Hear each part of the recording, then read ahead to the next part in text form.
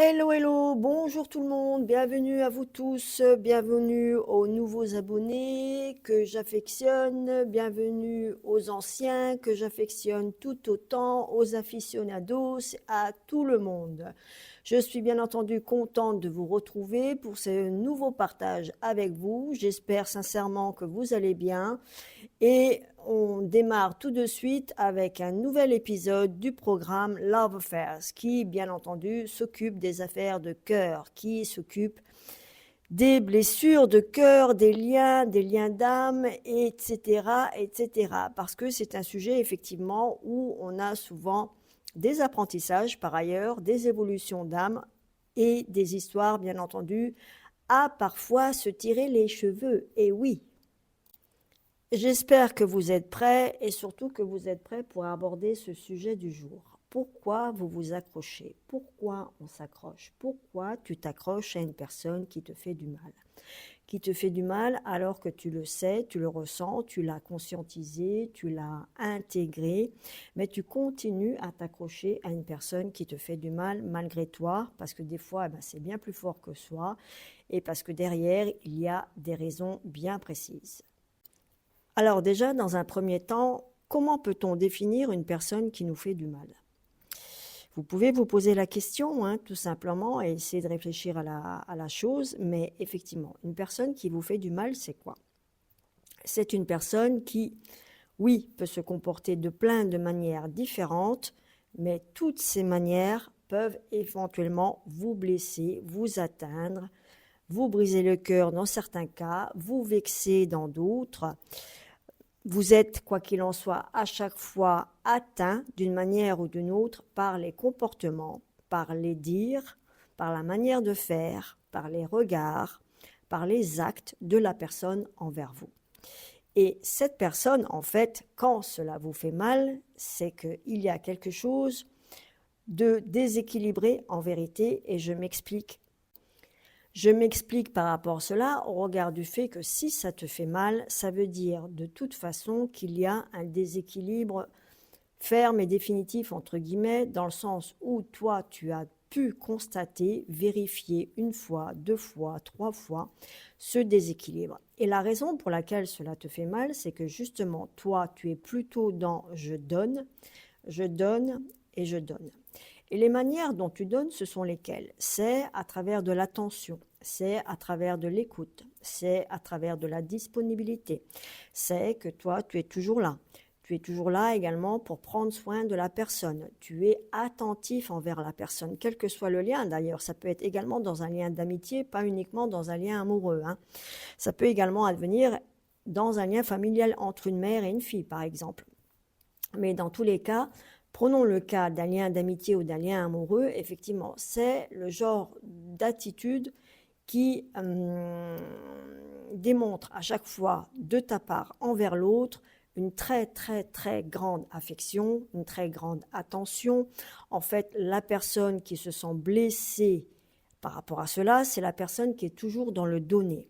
Et c'est la personne qui justement est toujours dans la considération, qui apporte des gestes d'attention, qui apporte des gestes d'affection. Et ces gestes d'affection peuvent advenir de plein de manières différentes. Ça peut être tout simplement que tu te renseignes régulièrement sur la personne en lui envoyant un petit message, comment tu vas aujourd'hui, etc., etc.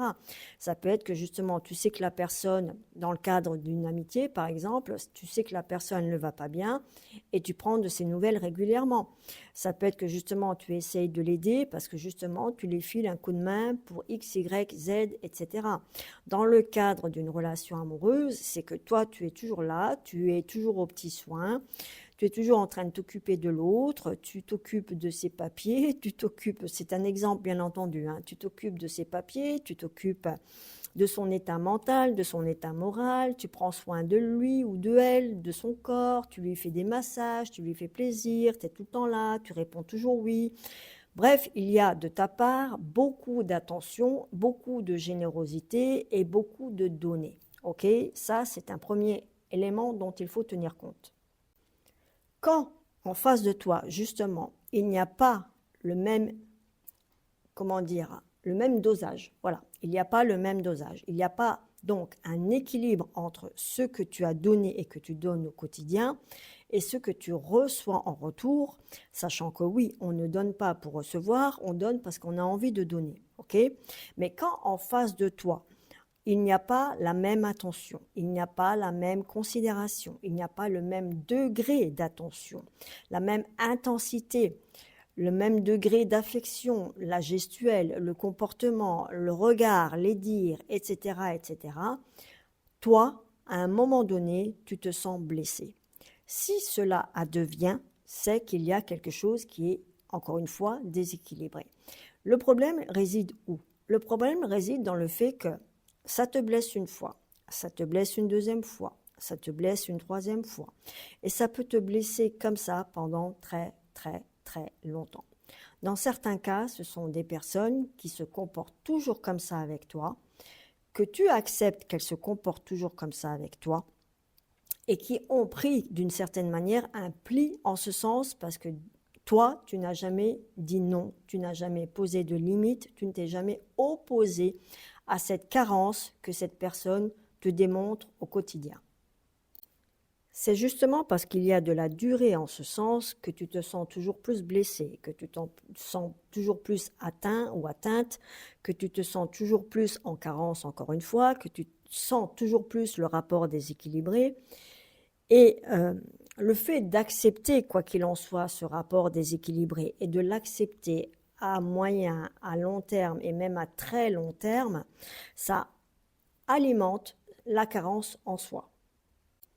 En quelque sorte, en fait, c'est comme le chat qui se mord la queue. C'est effectivement, si tu prends, je donne un exemple, hein, une plante qui est en train de sécher, mais tu continues de la laisser se sécher.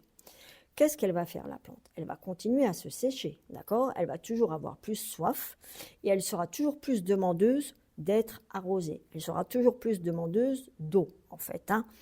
Et dans notre cas spécifique, en fait, qu'est-ce qui se passe? C'est que, en fait, la personne en face de toi qui a pris ce pli, entre guillemets, ce genre de comportement avec toi, qui s'est assis dans cette manière de faire, qui s'est installé proprement dit dans cette assise, ce comportement, cette manière de te parler, cette manière de t'aborder, cette manière de faire, encore une fois, cette manière d'être attentif ou pas à toi, cette manière d'être affectueux ou pas avec toi, etc.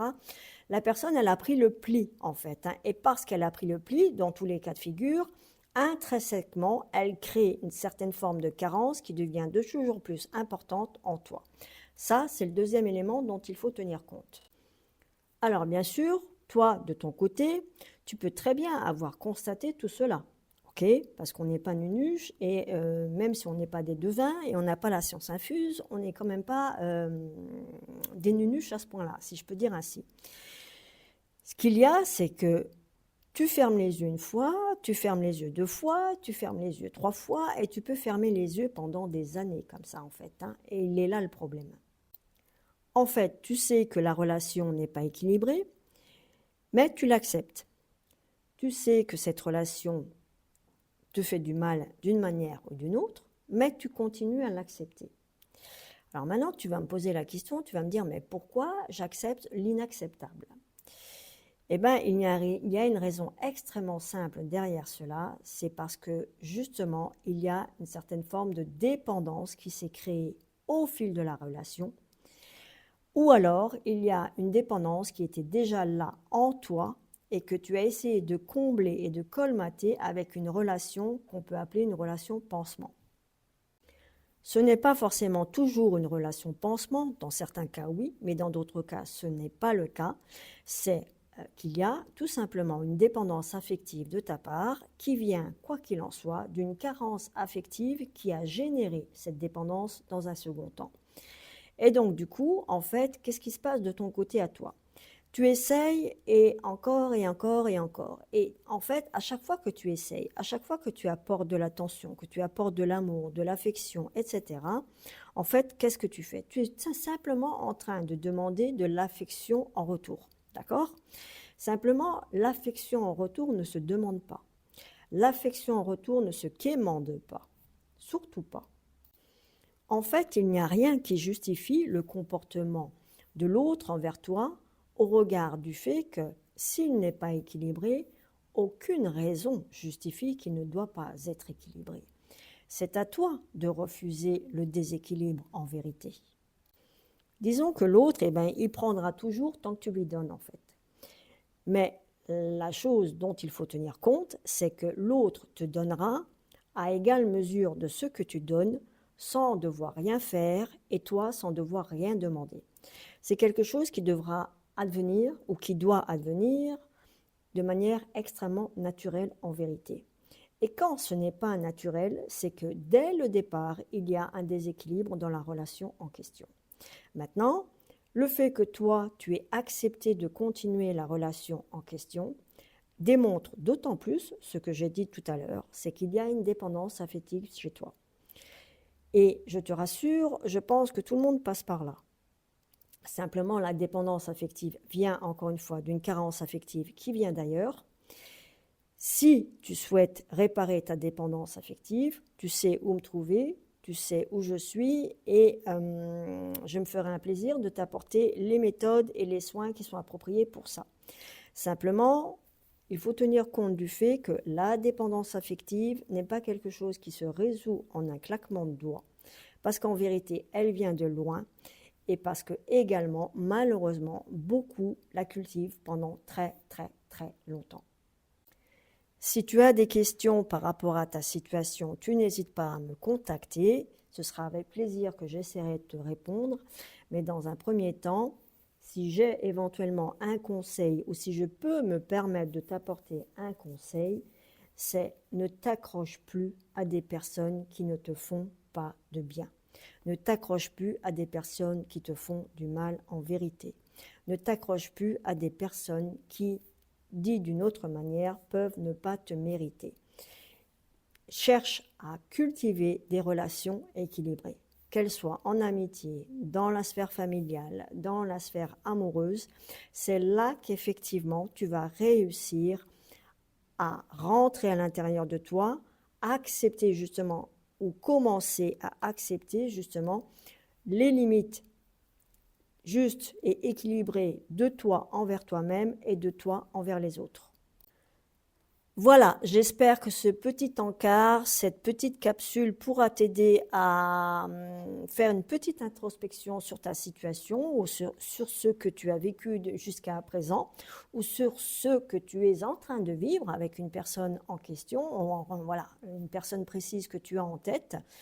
Je répète, tu n'hésites pas à me contacter si tu as besoin de clarification ou tu veux simplement me raconter ton histoire, c'est tout à fait possible. Moi, pour ma part, je te rappelle un essentiel, tu es en voyage, tu es une âme en voyage, et chaque pas que tu accomplis est sacré. Merci à toi d'avoir regardé, merci à vous d'avoir regardé. Encore une fois, merci aux nouveaux abonnés, aux anciens, aux curieux, à tout le monde. J'espère que tout ceci pourra vraiment vous aider.